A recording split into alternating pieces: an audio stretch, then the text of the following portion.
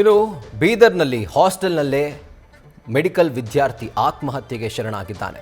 ಬೀದರ್ನ BRIMS college ವಸತಿ ನಿಲಯದಲ್ಲಿ ಹಾಸ್ಟೆಲ್ನಲ್ಲಿ ಈತ ನೇಣು ಬಿಗಿದುಕೊಂಡು ಆತ್ಮಹತ್ಯೆ ಮಾಡಿಕೊಂಡಿದ್ದಾನೆ.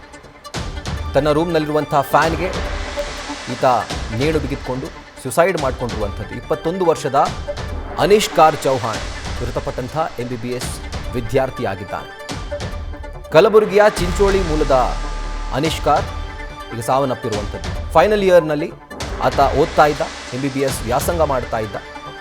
ಇನ್ನು ಬ್ರಿಮ್ಸ್ ಕಾಲೇಜಿನ ಹಾಸ್ಟೆಲ್ನಲ್ಲಿ ಈತ ನೇಣಿಗೆ ಶರಣಾಗಿರೋದು.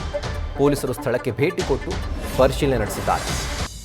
21 ವರ್ಷದ ಕಲಬುರಗಿ ಮೂಲದ ಅನಿಷ್ಕಾರ್ ಚೌಹಾಣ್ ಮೃತಪಟ್ಟಿರುವಂಥ ದುರ್ದೈವಿ.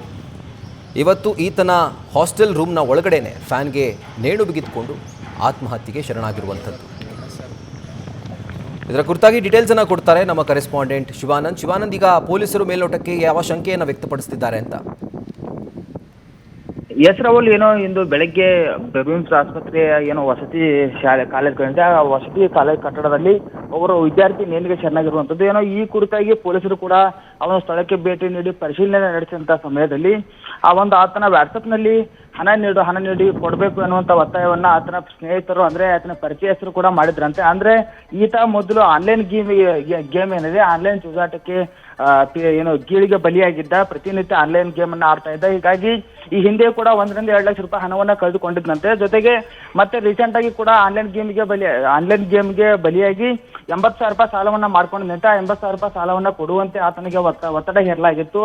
ಈ ಕುರಿತಾಗಿ ಮಾನಸಿಕ ಖಿನ್ನತೆಗೆ ಒಳಗಾಗಿದ್ದ. ಅಷ್ಟೇ ಅಲ್ಲ, ಈತ MBBS ಕೊನೆಯ ಅಂತಿಮ ವರ್ಷದ ವಿದ್ಯಾರ್ಥಿ ಆಗಿದ್ದ. ಅಂತಿಮ ವರ್ಷದಲ್ಲಿ ಈ 3 ವರ್ಷದ ಎಲ್ಲ ಕೋರ್ಸ್ಗಳನ್ನು ಕೂಡ ಚೆನ್ನಾಗಿ ಸೆಮಿಸ್ಟರ್ಗಳಲ್ಲಿ ಚೆನ್ನಾಗಿ ಅಂಕಗಳನ್ನ ಪಡೆದಿದ್ದಂತೆ. ಆದ್ರೆ ಆನ್ಲೈನ್ ಗೇಮಿಗೆ ಬಲಿಯಾದಂತ ಈ ಯುವಕ ಅನಿಷ್ಕಾರ್ ಎಂಬಂತ ಯುವಕ ಏನತಾನೆ, ಕಲಬುರಗಿ ಮೂಲದ ಯುವಕ, ಚಿಂಚೋಳಿ ತಾಲೂಕಿನ ಬಾಲತೆ ಎಂಬಂತ ಒಂದು ತಾಂಡದ ವಿದ್ಯಾರ್ಥಿ ಈತ ಆನ್ಲೈನ್ ಗೇಮಿಗೆ ಬಲಿಯಾಗಿ ಈಗ ಆತನಿಗಿರುವಂಥದ್ದು ಆತ್ಮಹತ್ಯೆಗೆ ಶರಣಾಗಿದ್ದಾನೆ. ಕೊಠಡಿಯಲ್ಲಿ ಆತ್ಮಹತ್ಯೆಗೆ ಶರಣಾಗಿರುವಂಥದ್ದು. ಈ ಒಂದು ಸ್ಥಳಕ್ಕೆ SP ಪ್ರದೀಪ್ ಕುಂಟಿ ಹಾಗೂ ಪೊಲೀಸರು ಕೂಡ ಭೇಟಿ ನೀಡಿ ಪರಿಶೀಲನೆ ನಡೆಸಿದ್ದಾರೆ. ಆತನ ವಾಟ್ಸಪ್ ಪರಿಶೀಲನೆ ನಡೆಸಿದಾಗ ಈತ ಆನ್ಲೈನ್ ಗೇಮಿಗೆ ಬಲಿಯಾಗಿದ್ದ ಎನ್ನುವಂತ ಶಂಕೆಯನ್ನ ಪೊಲೀಸರು ಕೂಡ ಈಗ ವ್ಯಕ್ತಪಡಿಸಿರುವಂಥದ್ದು. ಹೀಗಾಗಿ ಇದೇ ಒಂದು ಆಧಾರದ ಮೇಲೆ ಆತನ ಪೋಷಕರು ಕೂಡ ದೂರನ್ನ ನೀಡಿದ್ದಾರೆ. ಆ ದೂರಿನ ಆಧಾರದ ಮೇಲೆ ತನಿಖೆಯನ್ನ ಪೊಲೀಸರು ಕೂಡ ನಡೆಸ್ತಾ ಇರುವಂಥದ್ದು.